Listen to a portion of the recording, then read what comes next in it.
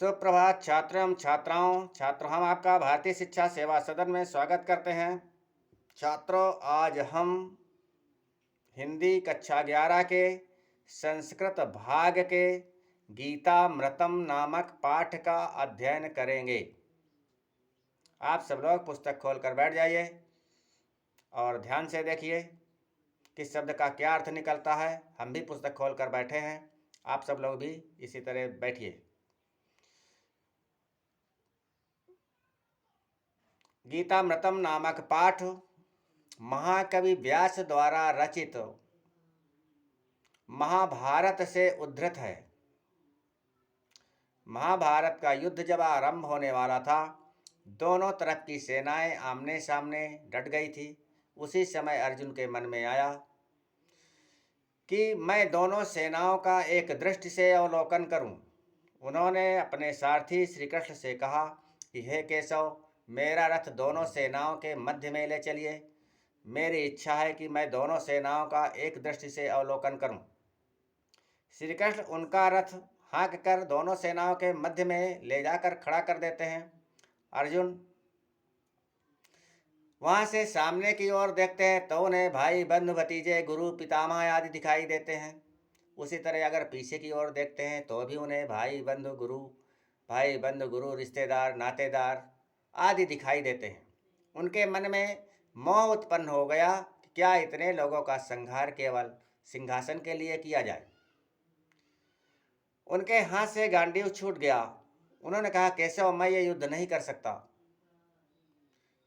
जहाँ पर भूमि के लिए, राज सिंहासन के लिए इतने लोगों का संहार किया जाए, अपने ही रक्त को बहाया जाए, वो मुझे उचित नहीं प्रतीत होता। मुझे इतने लोगों को मारकर इस हस्तिनापुर का क्या, मुझे तीनों लोगों का राज्य भी नहीं चाहिए। तब श्री कृष्ण ने उन्हें समझाया कि हे पार्थ, जिसे तुम युद्ध से लौटना कहते हो उसे लोग युद्ध से भागना कहेंगे। और उन्हें युद्ध करने के लिए तैयार करने के लिए श्री कृष्ण को गीता का उपदेश देना पड़ा। तो जो भी उन्होंने श्री कृष्ण ने अर्जुन को उपदेश दिया वो गीता के नाम से प्रसिद्ध हुआ और वो श्रीमद् गीता नामक एक अलग से पुस्तक बन गई जो महाभारत का ही अंग है। उसी के कुछ श्लोक आपके कोर्स में आए हुए हैं, उन्हें देखिए। तम तथा कृपयाविष्टम अश्रुपूर्णाकुलेक्षणम विषेदंतम इदं वाक्यम उवाच मधुसूदन। तब दया से परिपूर्ण, आंसुओं से भरे हुए आँखों वाले दुखी अर्जुन से श्री कृष्ण ने इस प्रकार के वाक्य कहे। क्लैब्यम मा स्म गमः पार्थम न तत्त्वयुपपद्यते। क्लैब्यम मा स्म गमः पार्थम न तत्त्वयुपपद्यते। क्षुद्रम हृदय दौर्बल्यम त्यक्त उत्तिष्ठ परंतप। हे पार्थ, तुम कायरता को प्राप्त न हो। ये जैसा व्यवहार तुम कर रहे हो ये तुम्हारे लिए उपयुक्त नहीं है। हे पार्थ, तुम हृदय की इस तुच्छ दुर्बलता को त्यागो और उठो, निश्चय ही युद्ध करो। फिर आगे श्री कृष्ण कहते हैं, अशोच्यान अन्न शोचस्तुम प्रज्ञावादांश भाषसे गतासून अगतासूंश्च नानुशोचन्ति पंडिता। श्री कृष्ण कहते हैं कि न सोचने योग्य बातों को तुम सोचते हो और विद्वानों के से वचन बोलते हो। जो बीत गया है और जो नहीं बीता है, विद्वान लोग उसके विषय में सोच नहीं करते हैं। आगे कह रहे हैं कि देहिनो अस्मिन् यथा देहे कौमारम यौवनम जरा तथा देहांतर प्राप्तिर्धीर इस्तत्र न मुह्यति। जिस प्रकार इस शरीर को कुमार्यावस्था, युवावस्था और वृद्धावस्था प्राप्त होते हैं, उसी प्रकार मृत्यु के बाद इस आत्मा को नया शरीर प्राप्त होता है। इसलिए विद्वान लोग इस शरीर पर मोह नहीं करते हैं। या येनं वेत्ति हन्तारं यश्चैनं मन्यते हतम् उभौ तौ न विजानीतौ नायं हन्ति न हन्यते। जो किसी को किसी का हत्यारा मानते हैं और जो किसी को किसी के द्वारा मारा गया मानते हैं, श्री कृष्ण कहते हैं कि तो वे दोनों ही सत्य को नहीं जानते हैं। नायम हन्ति न हन्यते, न तो मारने वाला और न ही मारा जाने वाला, ये दोनों ही सत्य को नहीं जानते हैं।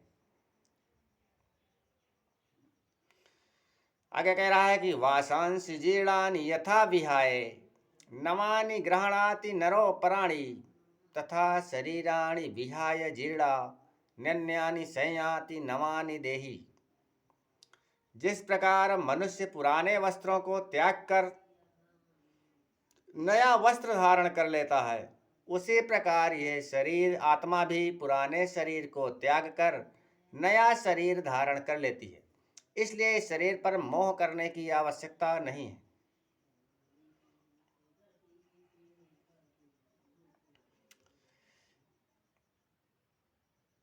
हिंदी के कवि श्री राम नरेश त्रिपाठी जी ने भी कहा है कि निर्भय स्वागत करो मृत्यु का, मृत्यु एक है विश्राम स्थल, जीव जहाँ से फिर चलता है धारण कर नव जीवन संबल। मृत्यु एक सरिता है जिसमें श्रम से कातर जीव नहाकर फिर नूतन धारण करता है काया रूपी वस्त्र बहाकर। आगे कह रहे हैं कि नैनम छिन्दन्ति शस्त्राणि नैनम दहति पावकः न चैनम क्लेदयन्त्यापो न शोषयति मारुतः। आत्मा को न तो शस्त्र छेद सकते हैं, न आग जला सकती है, न जल उसे गीला कर सकता है और न ही वायु सुखा सकती है। अर्थात आत्मा तो अमर है, न वो मरती है न मारती है। फिर आगे कह रहे हैं जातस्य ही ध्रुवो मृत्युम ध्रुवम जन्मम मृतस्य चे तस्माद् अपरिहार्ये अर्थे न त्वं शोचितुमर्हसि। जातस्य ही ध्रुवो मृत्युम, जन्म लेने वाले की मृत्यु निश्चित है और मरने वाले का उसी प्रकार जन्म भी निश्चित है। जिस प्रकार जन्म लेने वाले की मृत्यु निश्चित है, उसी प्रकार मरने वाले का जन्म भी निश्चित है। तस्माद अपरिहार्य अर्थ, इसलिए हे अर्जुन इस अपरिहार्य अर्थ में, अत्याज्य अर्थ में तुम्हें सोच नहीं करना चाहिए। अर्थात हे अर्जुन, ये तुम्हारे सोचने का विषय नहीं है।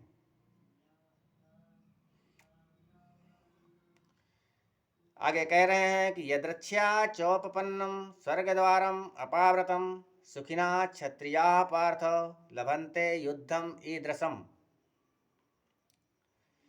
स्वेच्छा से प्राप्त खुले हुए स्वर्ग के द्वार के समान इस प्रकार के युद्ध को भाग्यशाली क्षत्रिय ही प्राप्त करते हैं।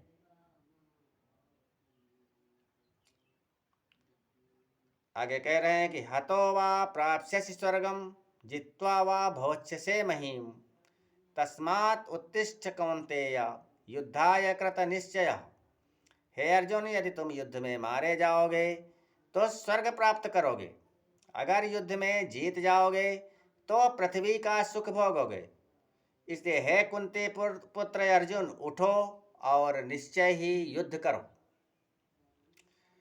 वीडियो देखने के लिए बहुत बहुत धन्यवाद छात्रों, आप हमारे वीडियो तो खूब पढ़ते हैं लेकिन आप सब्सक्राइब नहीं करते, इसलिए ज़रा एक बार आप सब्सक्राइब भी कर लीजिए। और एक बात बता दें कि सब्सक्राइब करने से न तो आपका कोई नुकसान है और न ही हमारा कोई लाभ है, केवल हमारा सम्मान और मार्गदर्शन, हमारा उत्साह वर्धन होता है और कोई लाभ नहीं है।